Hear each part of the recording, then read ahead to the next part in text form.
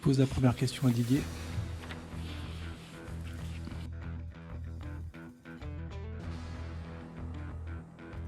Ça a toujours été un peu le souci d'Anthony, il le sait, je lui ai dit, même si ça remonte à un petit moment, c'est quelqu'un qui a un potentiel incroyable et qui ne le fait pas toujours voir avec régularité, quoi. Il a des sautes peut-être de concentration qui peuvent laisser penser que c'est de l'implication par moment. Il est capable de faire très bien, mais il est capable aussi d'être beaucoup moins bien. Ça dépend des périodes, mais bon, il a une trajectoire. C'est un joueur qui est jeune encore, qui a beaucoup fait jusqu'à maintenant.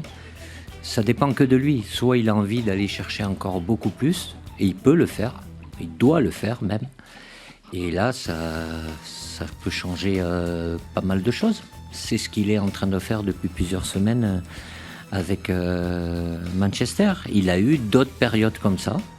Il y a un bon petit moment et des périodes où c'est beaucoup moins... c'est pas suffisant. Il le sait, il faudra qu'il lutte avec ça un petit peu. C'est dans sa nature, il est comme ça. Ils ont tous des qualités, des défauts. Lui, il faut qu'il lutte contre ça pour passer le cap et arriver à avoir de la régularité tout au long d'une saison et voire de plusieurs saisons sur des performances de haut niveau.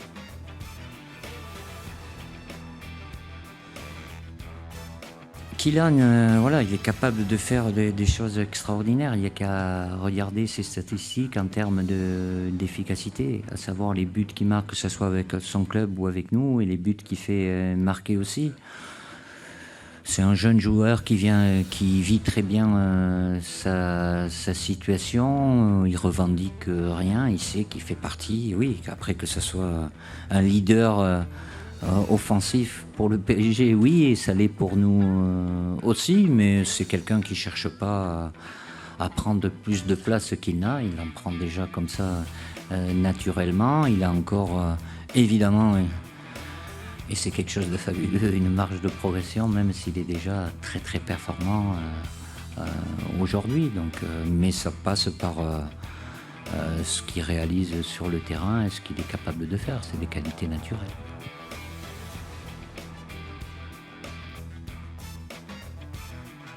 Mais il est plus blessé, il a repris, il a joué les deux derniers matchs. Et dans celui d'hier, même s'il n'a pas fait tout le match, c'est vrai qu'il a eu une blessure embêtante juste avant le rassemblement du mois dernier. Il est revenu. Oui, la logique de groupe est toujours importante.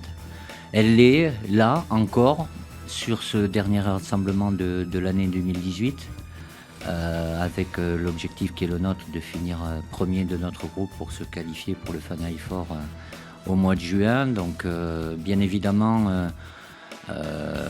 indépendamment des petits soucis physiques que peuvent avoir les joueurs. Il y a certains joueurs qui sont là aujourd'hui qui ont plus ou moins de difficultés dans leur club, que ce soit de par leur performance ou la situation de leur club qui est pas la meilleure possible, mais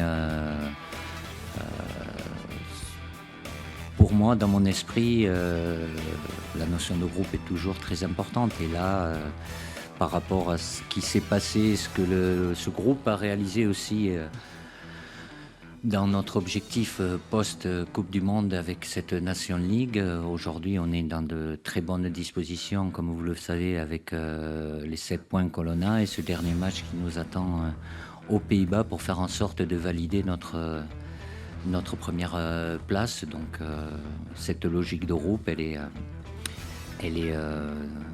importante. Bonjour.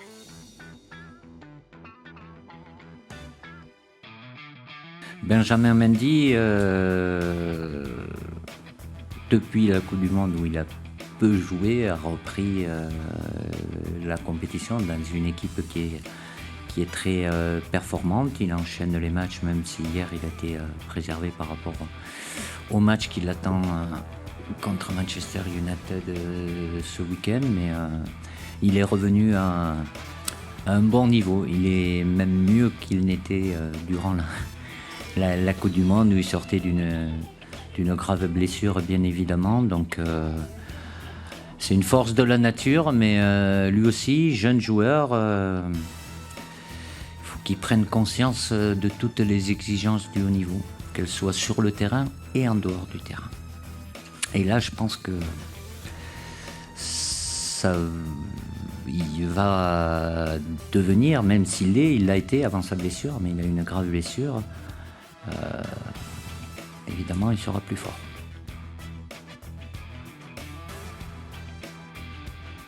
Oui, logique de groupe, oui, jusqu'à un certain point. Après, en toute sincérité, je veux vous dire, Benjamin Pavard, c'était pas le meilleur arrière droit de la Coupe du Monde, et aujourd'hui, c'est pas le plus mauvais, et c'est pas lié au fait qu'on ait eu ce titre de champion du monde.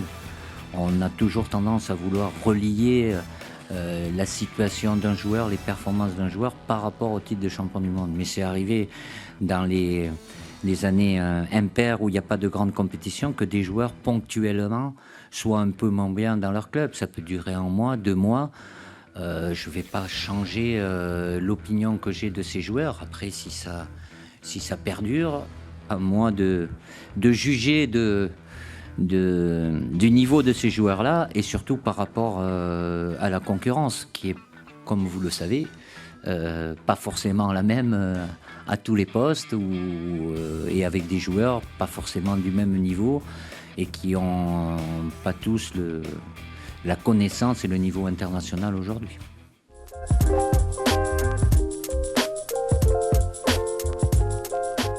Et n'oublie pas, tu peux cliquer sur le blason Téléfoot là juste à droite pour t'abonner à la chaîne et du coup ne rien rater du contenu exclusif. À la prochaine.